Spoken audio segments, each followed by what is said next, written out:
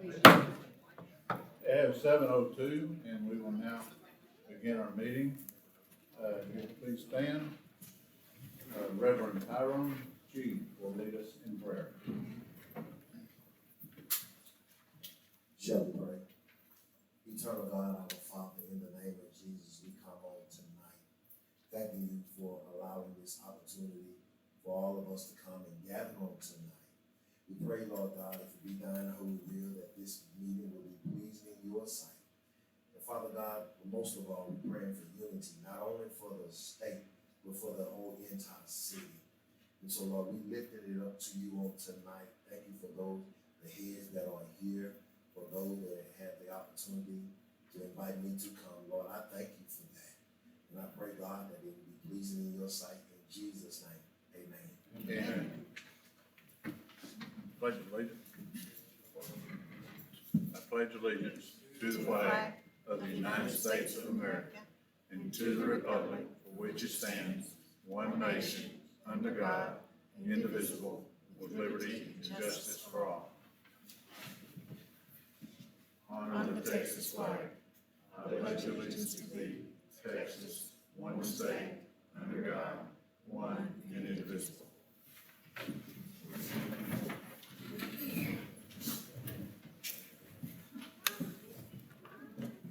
Okay, at this time, we have a public forum, and each individual will be allowed 3 minutes, but I don't see any pink cards. So we will bypass number 4.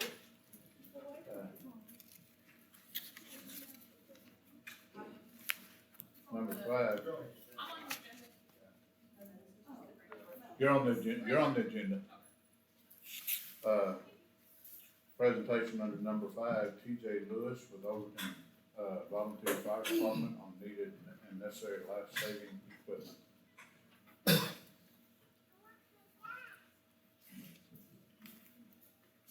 this on? I think so. You might want to raise it up and hold it if you want to. I will hold it up. Pick it up. No, yeah, there you go. There you go. This is easy.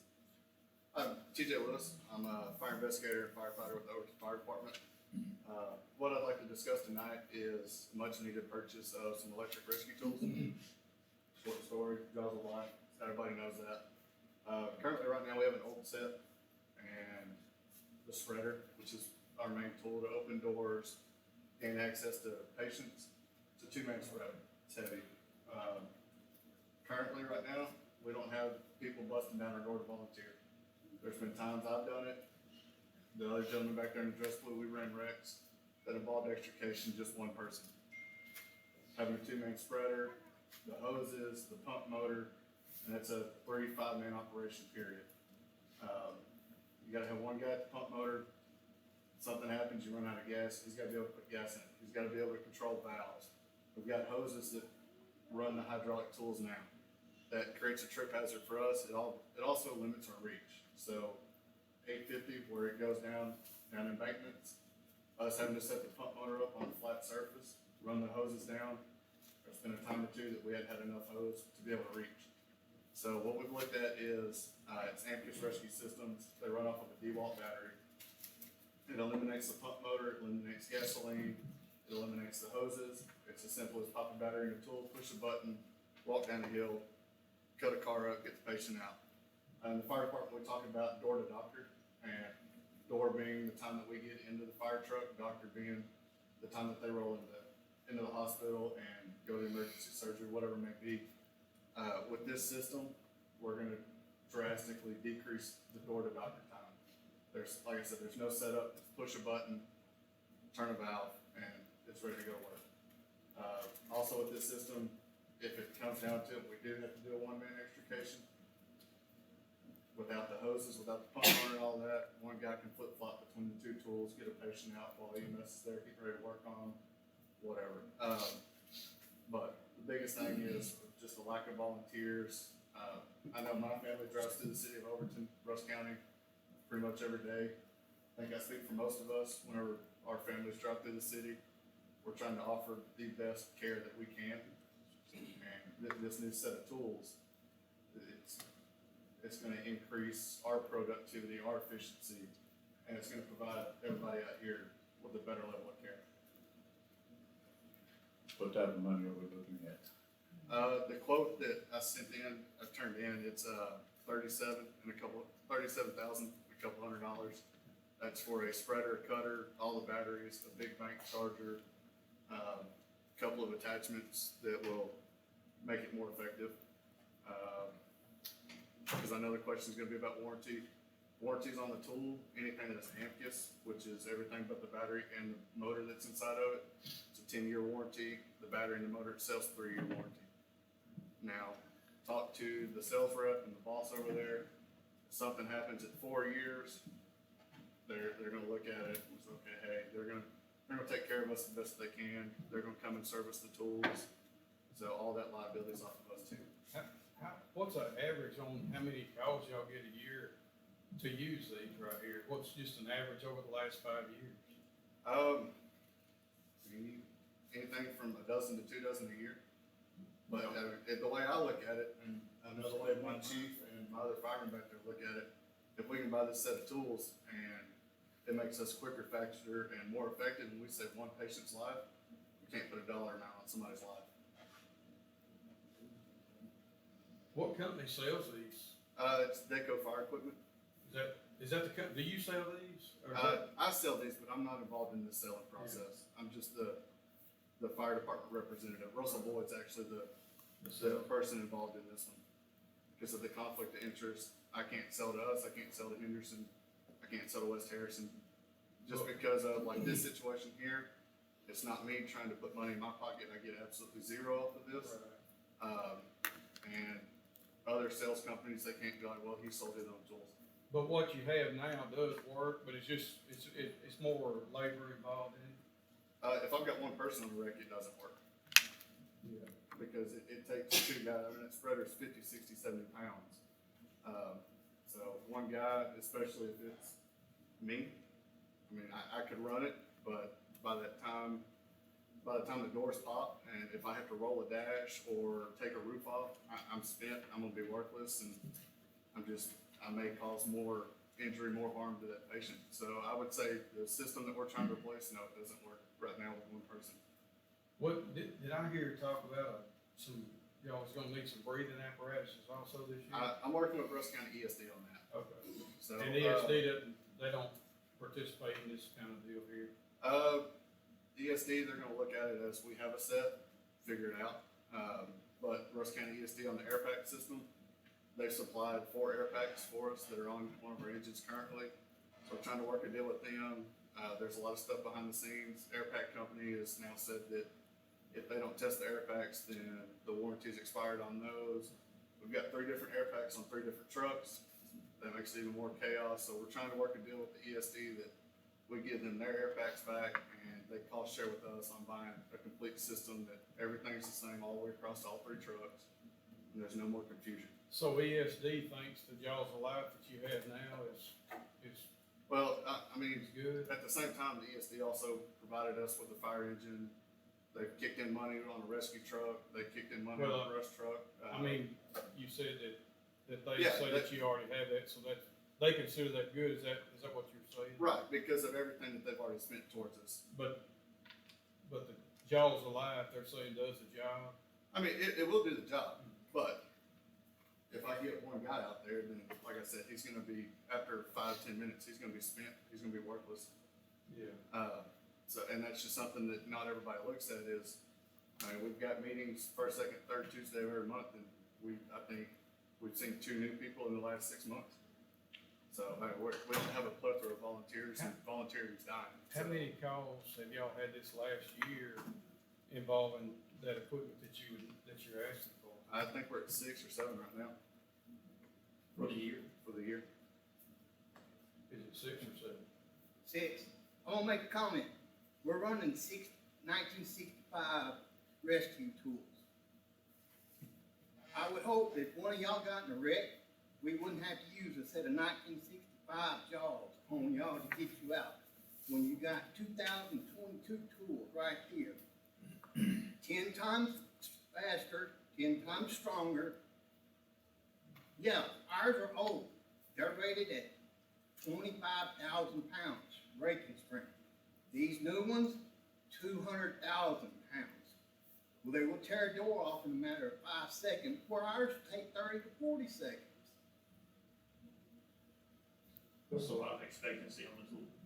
If you, Year, annual? if you take care of them, we've got departments that are in that little sales group that we've talked with, that they're still running the first generation tools that we sold them, and they have zero issues out of them.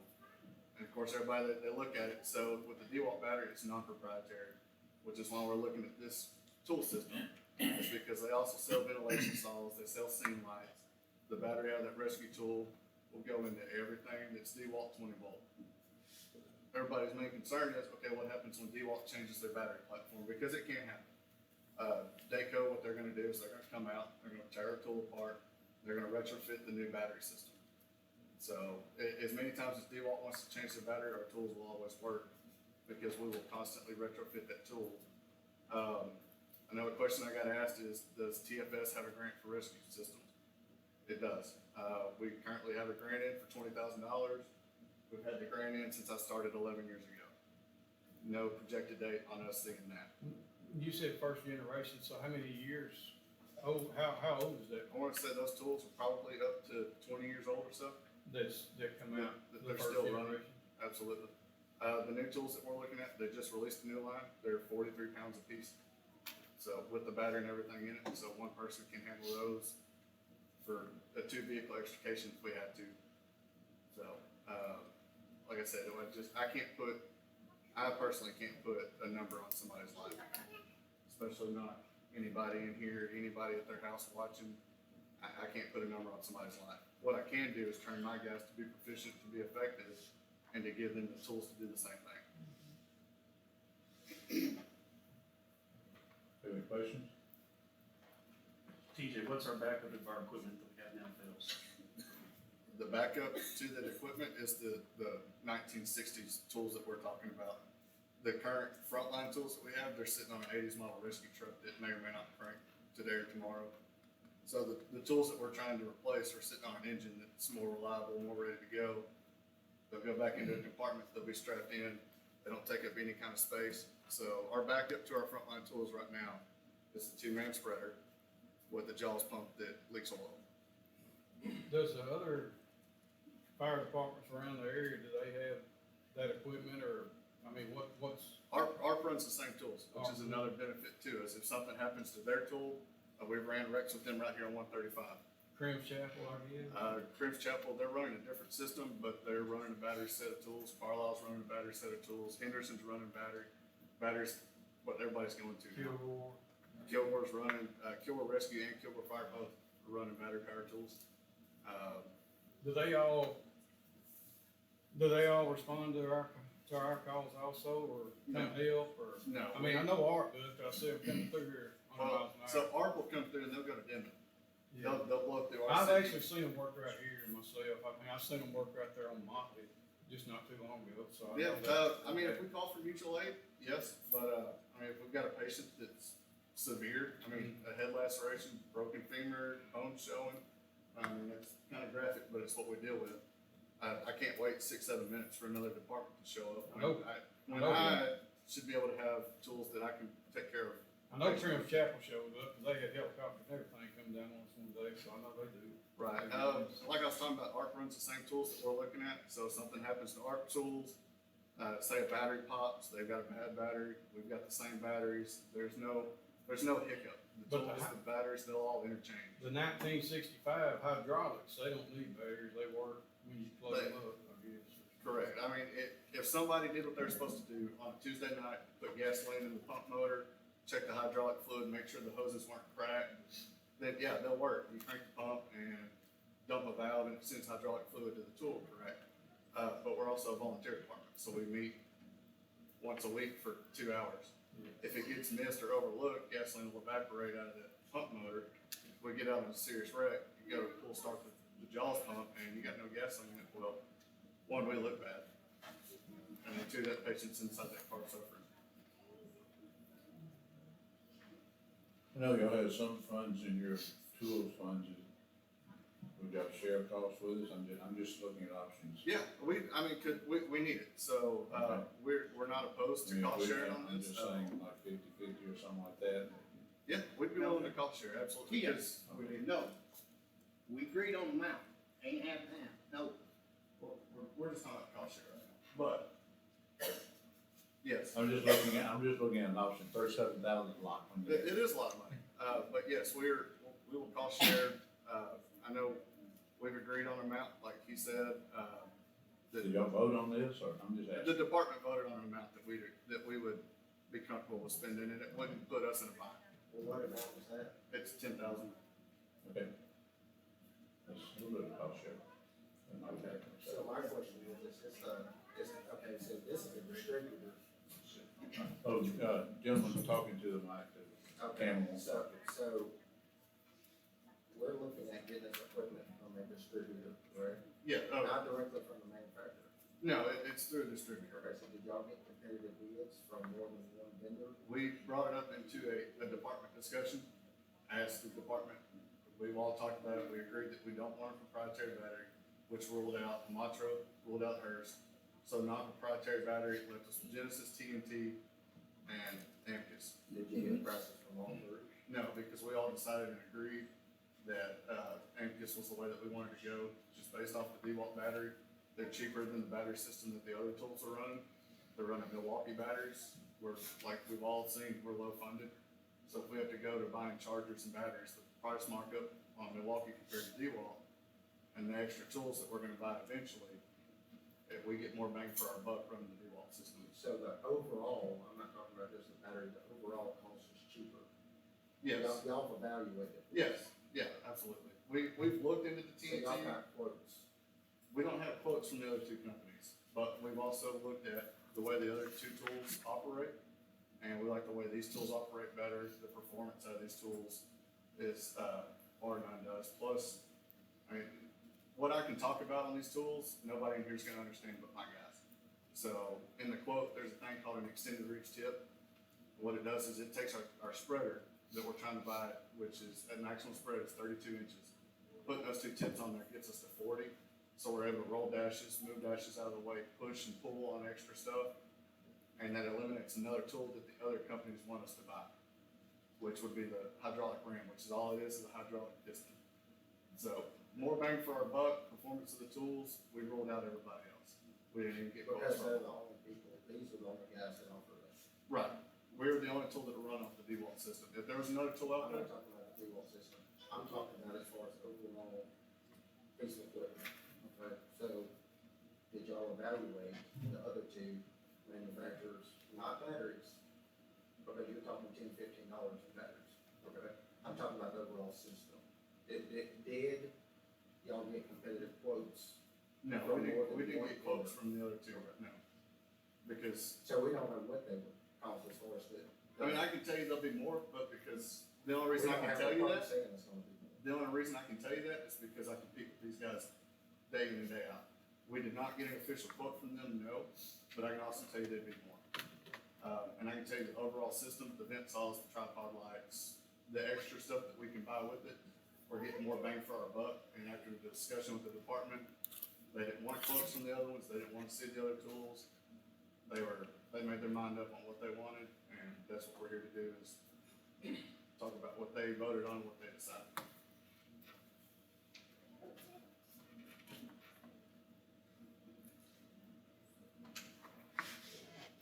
Any more questions? One question,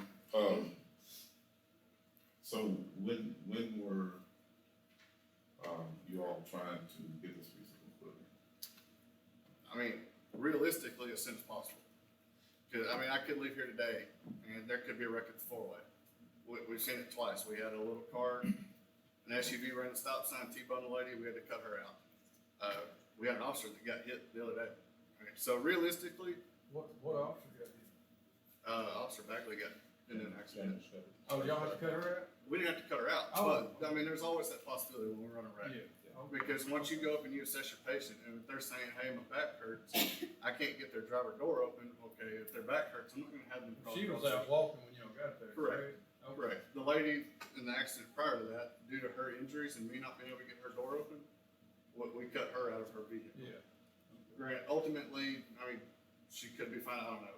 has handed her off to EMS. I don't know anything about her, but due to her injuries, I'm not gonna have her crawl across her center console. So what looks like a minor wreck could turn into an extrication. But to answer your question, as soon as possible, because we don't know when we're gonna have to use these tools or not. Okay, Lead time on the tools from the data order is 6 to 8 weeks.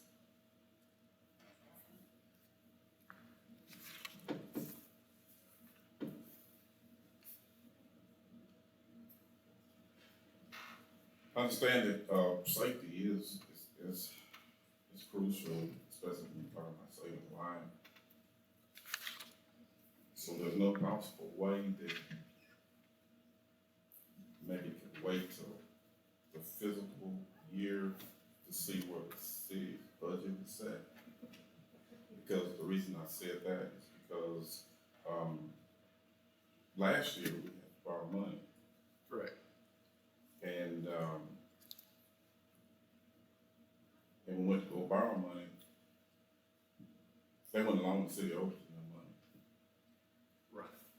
So that's why I'm asking about, do you think it could possibly wait?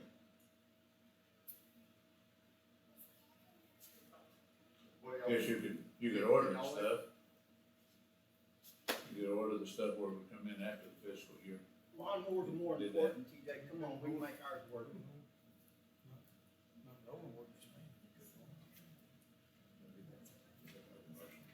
TJ, we can wait.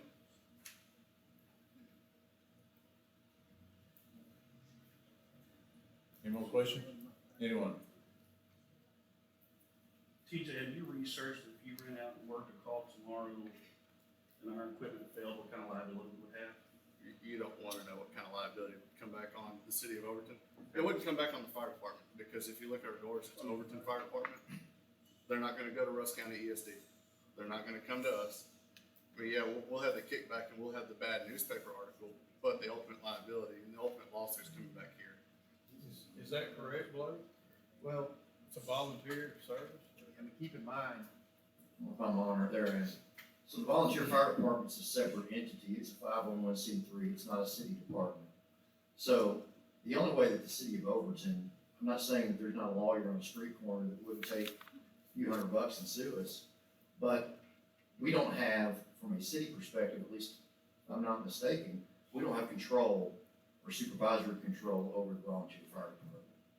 So in a lawsuit, I mean, quite honestly, I think it'd be very difficult to pin liability on the city of Overton. The Overton Volunteer Fire Department would be an entirely different scenario.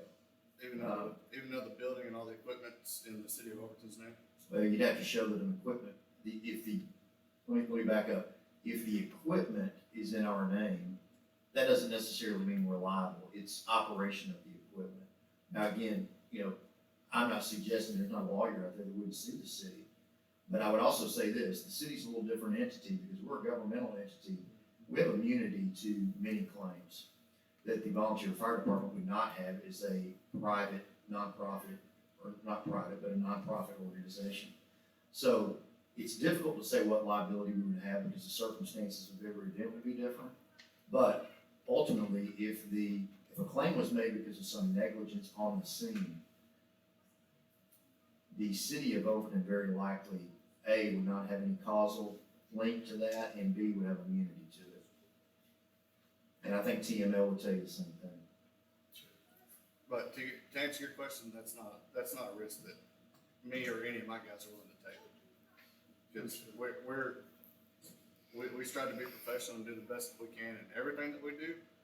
And one bad news article, one person that doesn't get the best care, or fireman gets an attitude on scene and rubs them the wrong way, and the years of work that all of our guys have put in, the guys before us have put in, one bad incident ruins those years completely. So that's not something that I want to take a risk in.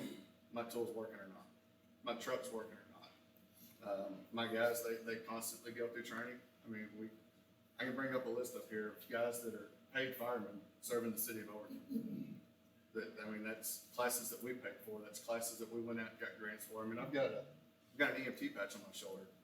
That's not a requirement for the city of Overton, but that's a better level of care that the citizens here get.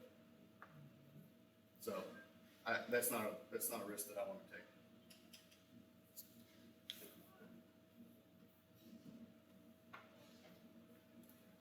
Any other questions?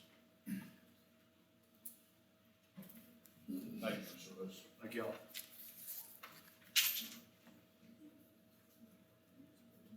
Okay, next is Catherine Baker, discuss on lease of city swimming pool, review protocol, follow for transparency and legal and financial review.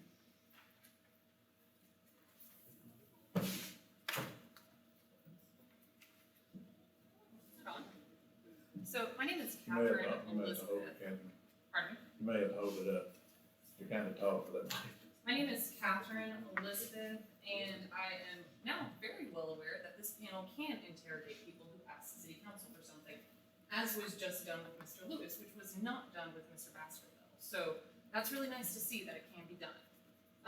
I am here to check in on the protocol when I signed a Public of Information Act. All I received back were the meeting minutes. I find that that was not sufficient, so I did my own digging. When I went to SCAD, I looked at the appraisal district and found out that it has a market value of $469,000, 730. Total tax is 0. Let's see, acres is 66.680, and it was established in 1980. Homestead application has a total exemption. Now, I'm not sure if anyone else in this room feels the same way I do, but I sure would like to have something just because I asked for it. But I don't think I'd get that.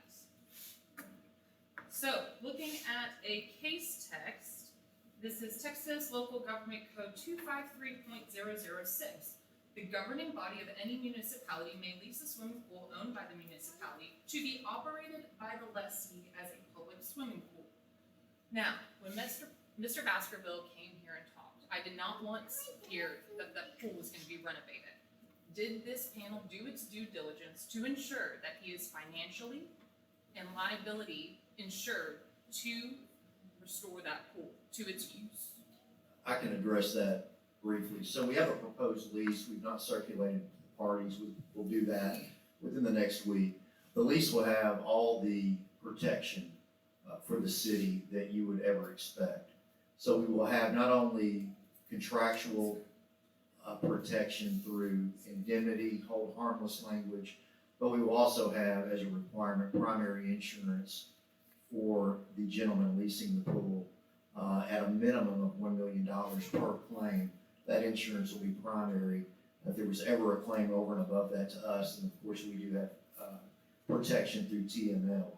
So I say all that to say this: we will have a very protective lease arrangement with very protective insurance requirements. I would never allow this panel or this city to enter into a lease on something as potentially liability filled as a swimming pool without adequate protection. So that will be there. If the lessee does not want to agree to that, then we won't lease the pool. Is that possibly a public record? Or no? Absolutely. Once the lease is executed, once it's executed, anyone here can ask for a copy of that lease, and under the Public Information Act, you'll definitely get a copy of it. Okay, and that is the main frustration here, is that this should have been all transparent. And if it can't be provided, just say not at this time for this reason, because it's not ready. So, looking at an example for Overton, since nothing was provided, I looked up what Dallas City has. And that was sad, because Dallas is too short to live in, and I just can't stand that place. But I went to them to look at what they do for their short-term use of city-owned property. And that actually has to be on approval by the Dallas City Council. They actually have to send a letter of request. That could have also been told to me that that was done. That's a simple check that could have been there. The request letter should contain a plat map to identify the proposed lease area. Upon receipt of that letter, then the real estate specialist will be assigned to the project. And that's a cadastral map, which is drawn to scale, which shows you the divisions of a piece of land. So whether we're gonna give them that whole property or not. So that should have been open to the public as well. Can I just want to educate everybody real quick. The city of Dallas and the city of Overton are two completely different types of cities. The city of Dallas is a home rule city. It's operated pursuant to a city charter. So home rule cities have the ability by law to be self-governed. They can implement their own rules. We cannot do that. We're a type A general law city. We have to and can only do what is allowed by state law. So we do not have the ability to implement our own rules that are indifferent or different than state law. So it's a little bit, I'm not trying to be ornery, but to compare a home rule city with a type A city is really apples and oranges. No, and that's actually fine, but I do think at bare minimum, Overton City Council should be able to show that you've done your due diligence on rent, insurance, maintenance, taxes, and anything otherwise applicable. Does it compare with Dallas at all in that No, regard? so we'll talk about rent. So, rent, when you lease city property, the general rule is that you must get fair market value for your lease. The difference with that is if the lease serves a public purpose.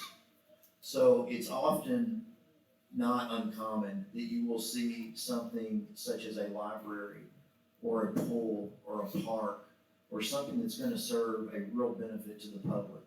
And the city, by owning that, does not wanna make it so cost prohibitive for someone to provide that service to the community that they will oftentimes lease that at less than fair market value.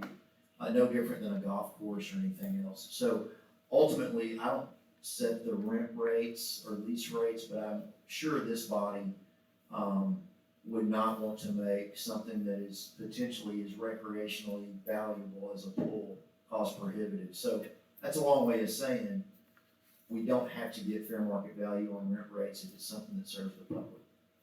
It's fair enough, but given the condition of Overton's bleeding poverty at every single meeting that I've been to, it seems that it could be providential if you actually said, hey, for this purpose, if you can prove that you're gonna be renovating it, we're not gonna have the rent. If you don't meet that renovation cost within a time period, then it will start to generate after that 30 days warning a rent. Because now you've not done your due diligence to the city, which we entrusted you with this.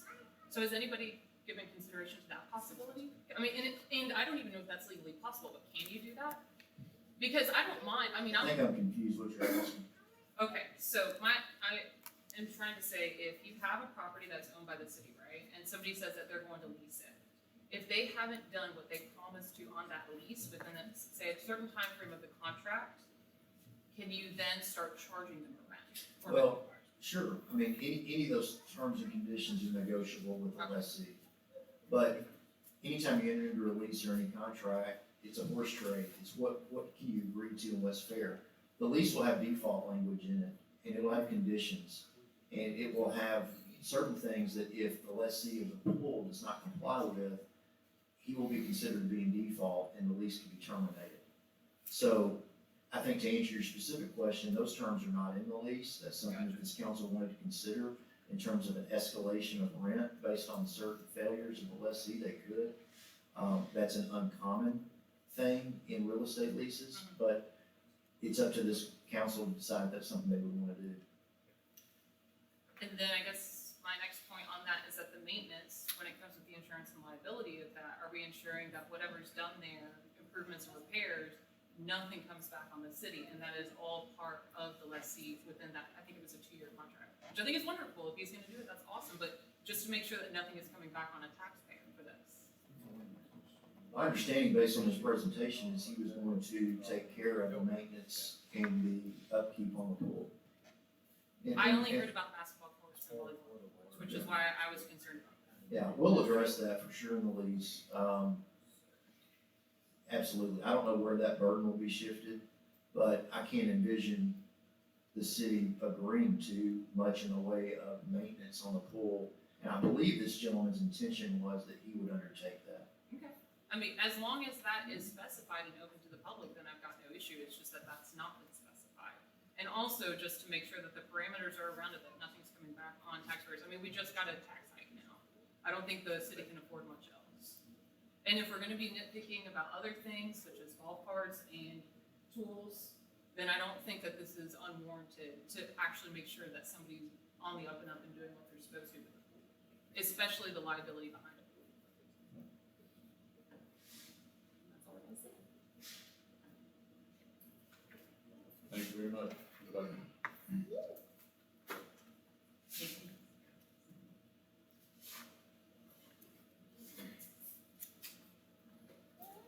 Okay, next is Greg Smith of Performance Services, presentation discussion on guaranteed energy saving performance contract with Performance Services, PSI in accordance with the Texas Local Government Code 302.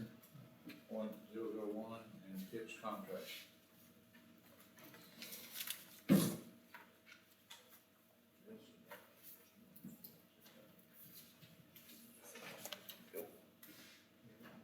Thank you.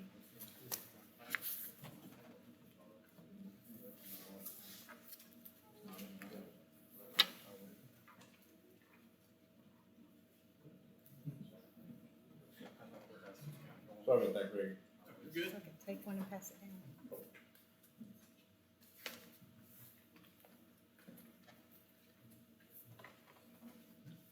Good evening, Mayor and Council. I appreciate the opportunity to speak to you. My name is Greg Smith. I'm a Business Development Manager for Performance Services Incorporated out of Round Rock.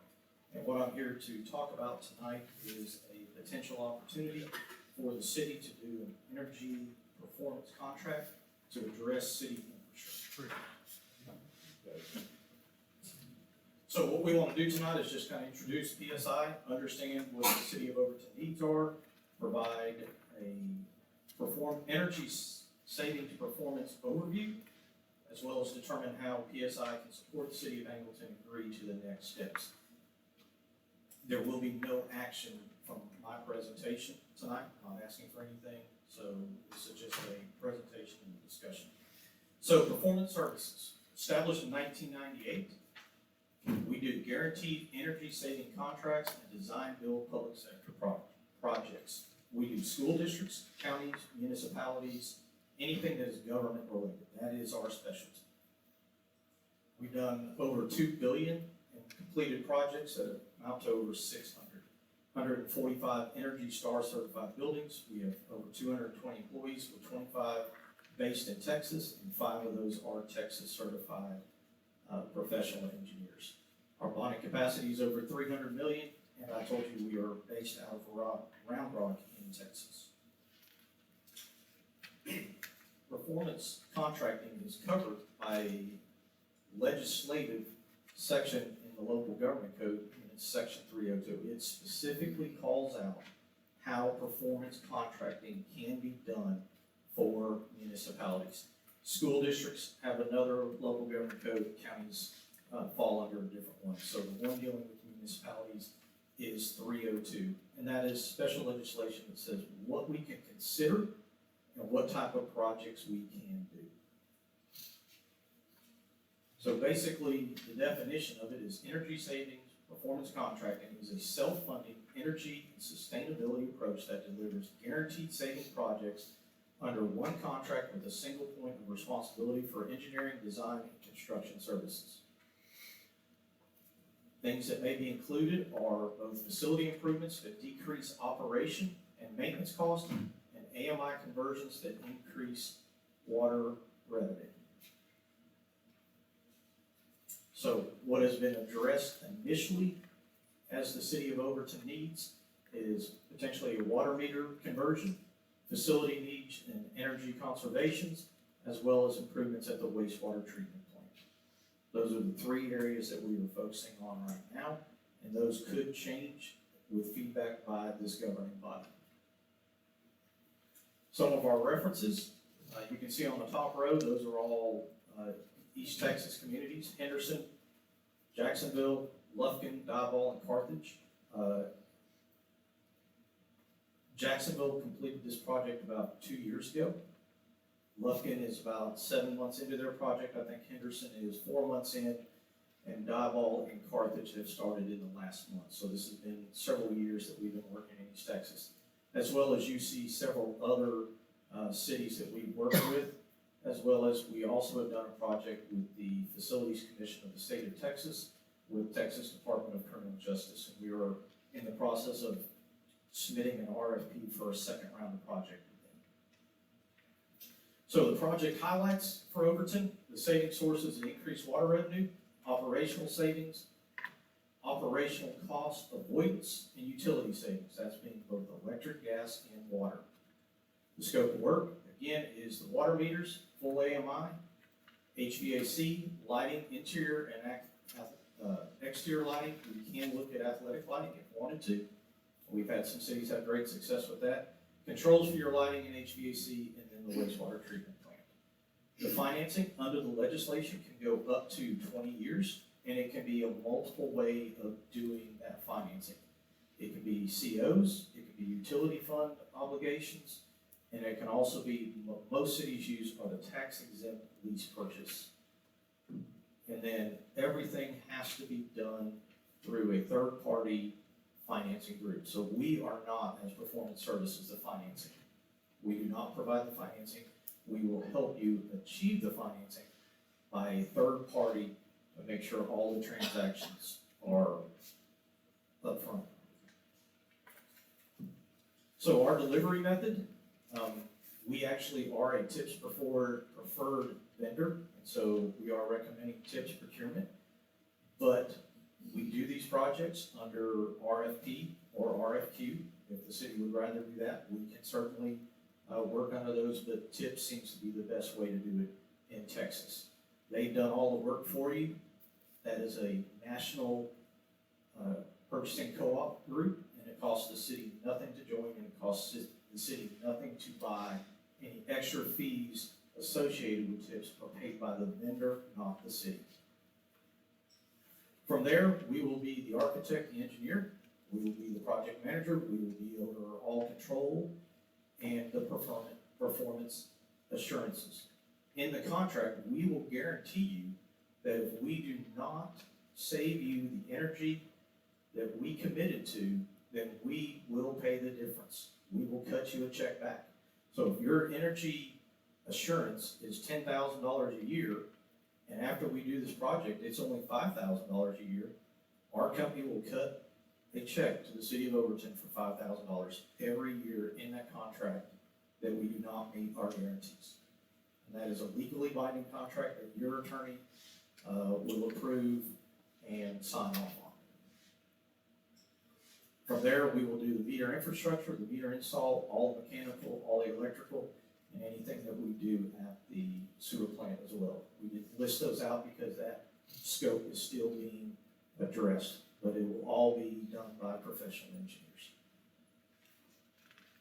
So the benefits of working under one of these contracts is we are vendor neutral and local business focused. So if this governing body wants us to look at a particular vendor, we will certainly do that. We will provide you with their price, and then we will provide you with other prices so you can see the difference. And if you want to go with local, we will go with local.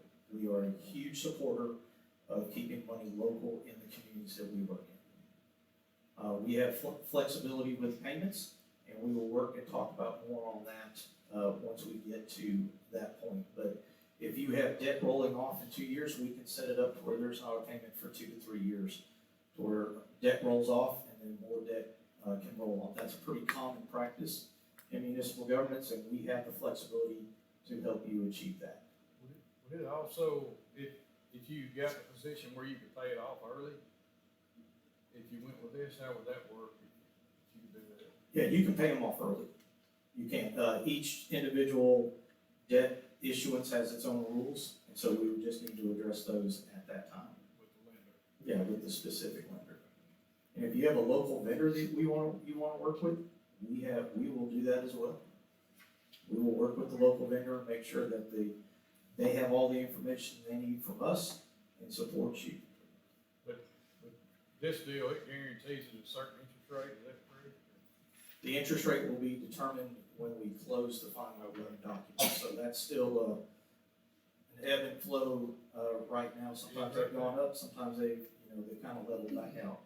I talked to a financial advisor yesterday, and they think the interest rate would be in the high 4s, mid 4s, maybe 5 is what they're looking at right now.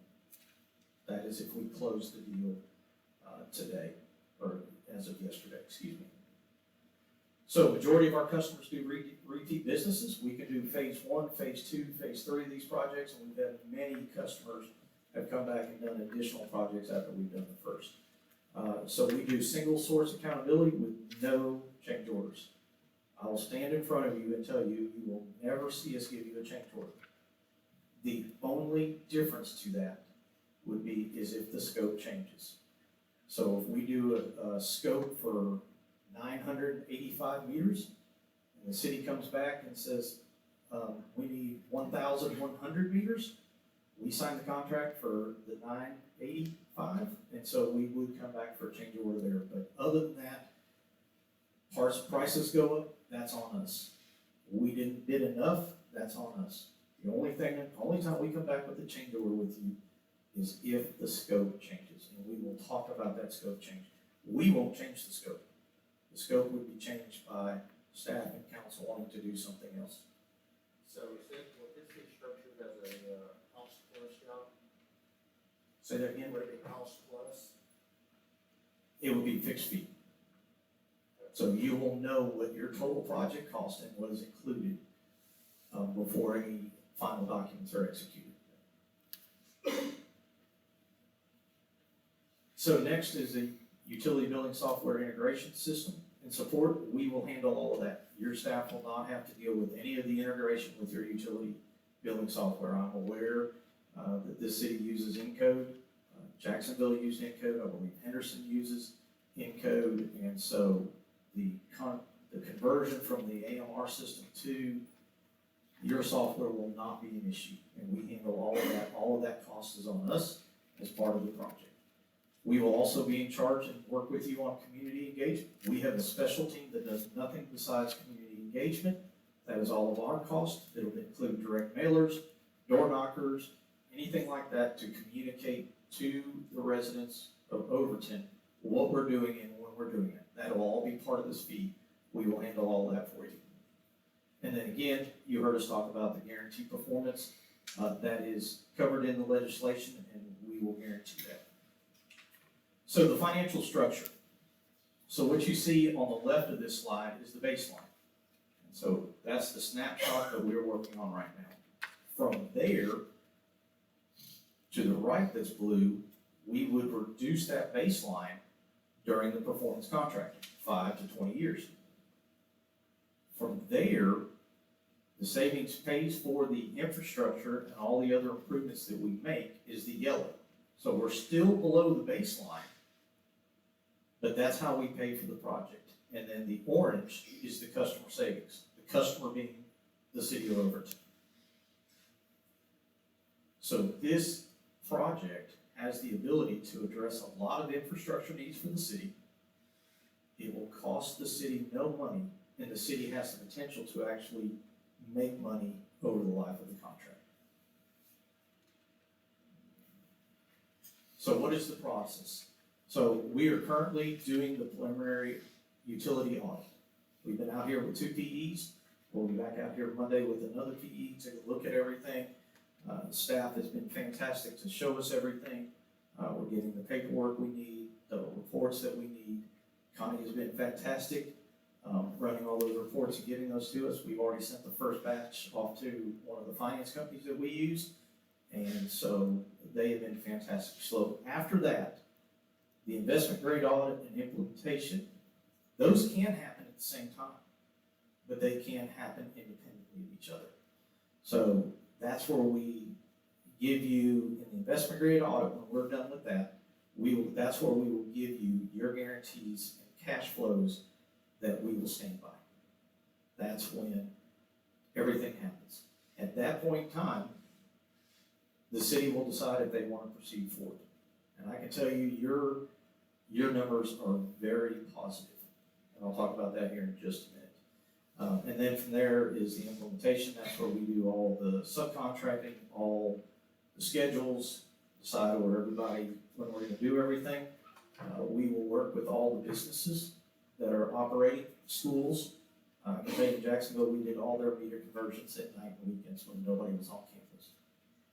We did the hospitals at 2:38 in the morning, because that's when they use the least amount of water. So we will coordinate all of that. Then we do all the training. So we will provide training to staff on how all the stuff works. And then we will also hold training classes for your public, because part of the AMR system that we'll be putting in is the citizens will be able to look at their water use on their tablet, their computer. There is a customer portal, so they can set their own alerts.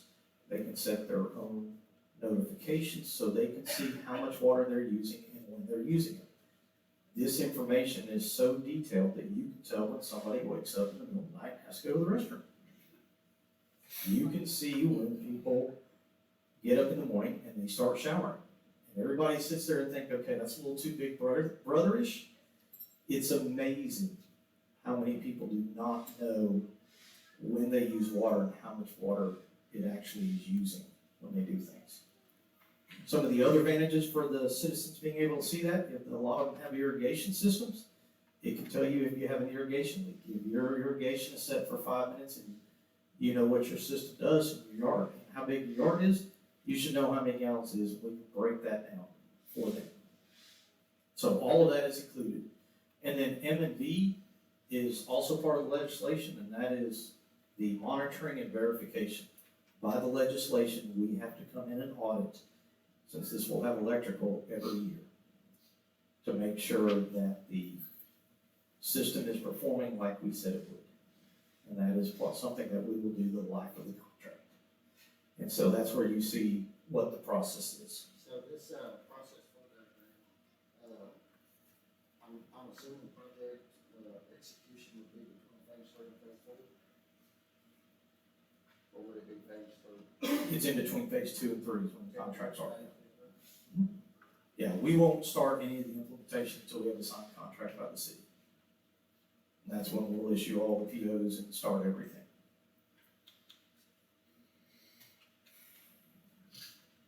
So the preliminary data that we have so far is it looks like you have at least a 13% billable missing in your utility bills. So you're billing for a minimum of 13% less than what you should be. That's not all gonna be 13% across the board. It will not be that. It will be an average of the 13%. Part of the investment grade audit is we will come out and do a sampling of all your meters, and we will do all the sizes, and we will come back and they will actually test the meters. The 13% number comes off of the state report that the city turns in, and you guys turn in a loss report. Your last loss report that turned in, City of Overton was losing 41% of the water that they were pumping. That's not uncommon, because that loss of water comes from water leaks, comes from fire prevention, it comes from city use, it comes from city buildings, it comes from all the different things that water goes to. It is not just loss that's not appropriate. And so a lot of times at bigger cities and stuff like that, they may do bulk water sales. And if they don't meter it, that would count as a water loss. So right now, it looks like this project was self-fund for $2.5 million. That's the preliminary estimate that it would self-fund for. The next item you'll see with that is a positive cash flow at the end of 20 years. There are many variables to determine the final cash flow. I can tell you the cash flow is significant. This project could go anywhere from positive cash flow at the end of 20 years of $750,000 to over $1 million to the city. And those variables are what is actual the percentage loss, what other things can be put into it. It looks at the electrical, it looks at the natural gas, it also looks at the water. And so we need to look at all of that in the investment grade audit, but the preliminary cash flows are very positive for this, and we can go over those once we get better numbers. But it is a significant benefit to the city above the debt service payment that you would